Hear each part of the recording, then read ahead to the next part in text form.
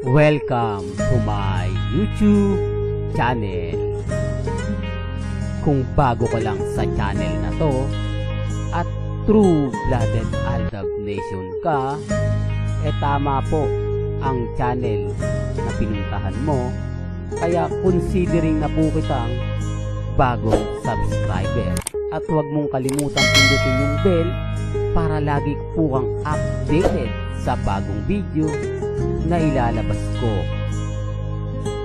Salamat po sa iyong pag-click sa channel na to.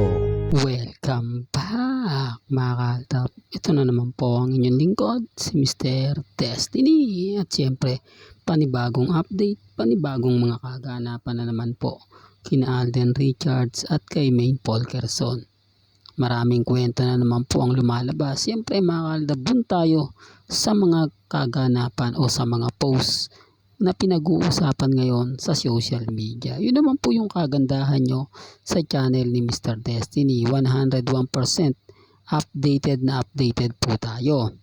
Lalong-lalo na nga po pagdating dito kina Alden Richards at kay Maine Polkerson. Sa ngayon kasi mga kaltab, usap-usapan ang pinaka-latest post ni Alden Richards na medyo throwback nga po itong pinost niya na kung saan sari-sari na naman pong emosyon, komento ang bumaha sa social media. Sinasabing ito daw po ay update para sakatin. Ito nga daw po ay kumbaga para manumbalik yung mga issue na kumbaga pinag-usapan dati. Bakit nga po ba si Alden Richards mahilig na pong gumawa ng mga ganyan? Bakit napapadalas po ata yung mga throwback na pinapakita niya sa social media? Na kung saan dati-rati hindi naman po niya ginagawa. Na dati-rati kapag may mga issue, agad-agad nga po niyang binabasag o agad-agad nga po siyang hindi na nagbibigay ng komento. Ang sinasabi ko mga kaaldab, nawawala yung mga posts ni Alden Richards kapag pinag-uusapan. Pero ngayon mga kaaldab, paunti-unti na nga po ba na parang gustong-gusto na rin ni Alden Richards na pinag-uusapan ang mga throwback. The real talk to mga kaaldab. Sabi ko nga po sa inyo sa channel po ni Mr. Destiny, marami kayong maiintindihan, marami kayong mauunawaan. Mga bagay-bagay po na dito nyo lang po sa channel ko maiintindihan at mauunawaan. Hindi po ba? Kasi yung 8 Bulaga daw, bias daw yan para pagdating sa army. Dahil mas kinukonsider nga po raw yung Aldab na kung saan boycott naman daw po.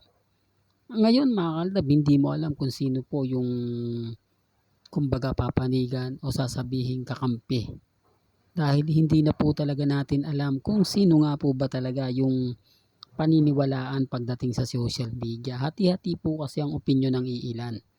May nagsasabing ganito, may nagsasabi ng ganon. Pero ang kagandahan naman po mga kaaldab, hindi na po sa atin ang gagaling ang issue. Hindi na po sa Aldab nagsisimula ang gulo at sigalot. Di po ba? Nagmimistulang sa iba na nga po ito lumalabas. Siyempre masaya ako mga kaaldab kasi hindi na po tayo yung tipo na binabasag. Yung tipong parang hinahayaan na rin po tayo. Yun ang gusto kong ipaintindi o ipaliwanag. Hindi po kasi tayo dati makaporma dahil once na mag-react tayo, di po ba magkomento, sasabihin pinalalaki lang natin ang issue. Pero kapag sila na nga po o na sila na po yung nakakabasa at nakakapanood, labas na po tayo doon. Yun po yung isa sa pinapaliwanag ko. Hindi na tayo ganong nape-pressure. Hindi na tayo gaano pang pinupuntahan para batikusin. Ultimo mga dabbercads na ngayon ang pinupuntahan nila at yung mga vlogger. Yun nga po yung sinasabi ko mga kaaldab Pag maraming aldab ang pinag-uusapan o mga content creator sa YouTube, ang aldab ang pinag-uusapan, galit na galit sila. Sinasabi nilang binubuhay na naman po ang love team na matagal nang binagsak, na matagal nang nawala. Kahit daw po kasi anong gawin, hindi na nga daw po pwede pang ibalik ang Aldab Nation dahil nga daw po may sari-sarili ng pamilya sina Alden Richards at si Maine Polkerson. Nabasag ito nang sabihin ni Alden Richards na gusto niyang ituloy uli ang Aldab Nation. Siyempre marami nag-react nun. Marami nagkomento. Di po ba? Na siyempre hindi po papabor sa atin. Di po ba? Yan ang ang sa dummy account. Kumbaga talagang gumagawa sila ng dummy account para wag lang daw pong matuloy ang fandom ng Aldab Nation na talagang normal lang po yun. Sino nga po bang gusto na makabalik kami? Di po ba? Siyempre yung mga taong number one kritiko natin. Kasi nga po kung nakabalik tayo, abay malaking insulto at sampal po sa kanila yun. Yung sinasabi nila ay kakainin po nila. Hindi po ba? Hindi, real talk to mga kaaldab. Lahat ng bumabatikos, lahat ang nagsabing wala na, mapapahiya sila. Siyempre ayaw din naman po nilang mangyari yon. Ayaw din naman po nilang kumbaga sabihin ganito ganyan. Kaya nga sabi ko sa inyo, ligtas ngayon tayo mga kaaldab. Ligtas tayo sa pambabash, pang-iinsulto. Dahil iba na nga po yung iniinsulto o binabatikos nila. Siyempre, itong mga ibang content creator daw na nakikisawsaw. Hindi po ba? Wala na raw kasing content na makuha. Kaya ang ginagawa na nga lang daw pong content yung Aldab Nation na matagal nang wala. Yan, normal na lang po yan mga kaaldab. Galing po yan mismo sa social media. At yung mga nagko-komento daw po sa Itbulaga, mga bias daw po yun. Mga galit kay Congressman Arjo kaya ganun daw po magsalita. Ibig sabihin lang po ba nun mga kaaldab, lahat ng nanonood sa Itbulaga ayaw kay Congressman Arjo?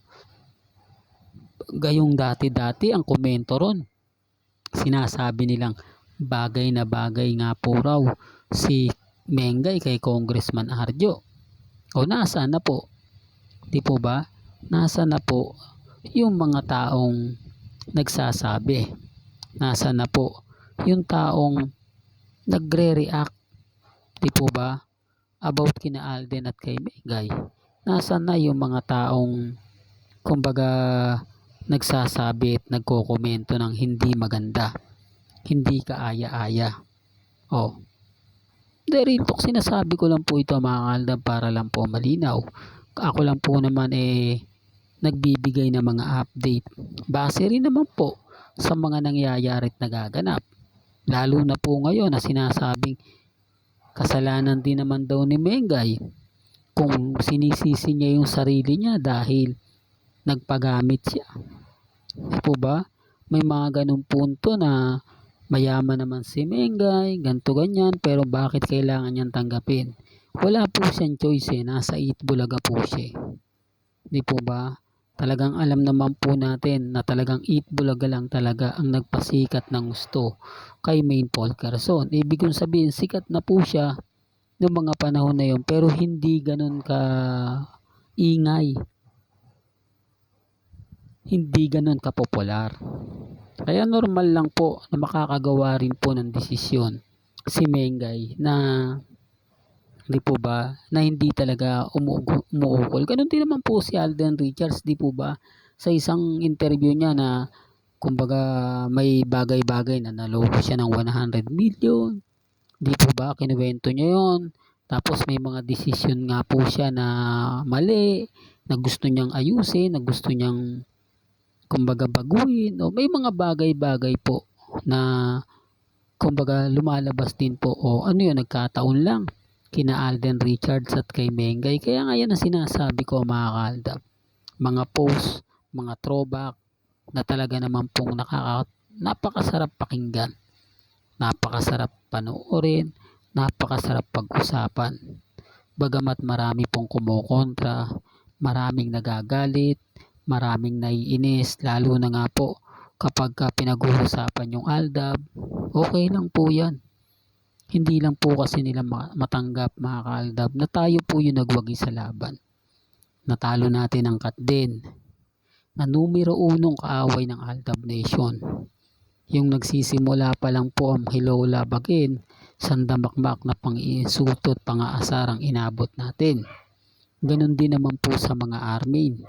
Pero nasa na po sila? Di po ba? Real talk, nasa na po sila? Well, hanggang dito na lang po ang ating latest updates. Kaya kung gusto nyo pa po ng pinaka-latest at sariwang update, abay tumutok lang po kayo dito po sa channel ni Mr. Destiny para updated po kayo sa mga latest at sa mga bagong video po na ilalabas po natin maya lang. Kaya kung bago ka lang sa channel na to at isa kang true-blooded Aldab Nation na nagmamahal kina Mengge Tisoy, tama po ang channel na pinuntahan mo, kaya consider na po kitang bagong subscriber. At huwag mong kalimutang i-share ang mga video po natin sa mga mami, sa mga titas, at sa mga senyor. Hanggang sa muli, salamat po sa panonood at pakikinig.